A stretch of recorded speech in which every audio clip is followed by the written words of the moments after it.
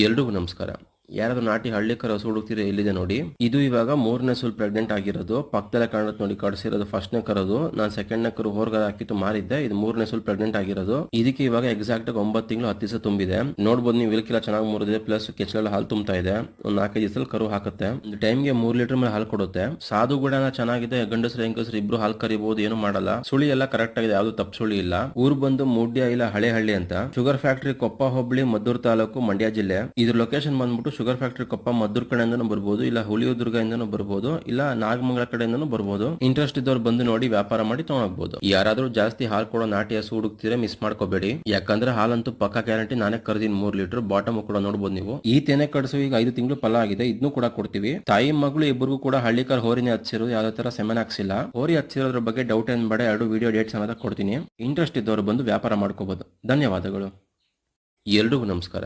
ಯಾರಾದ್ರೂ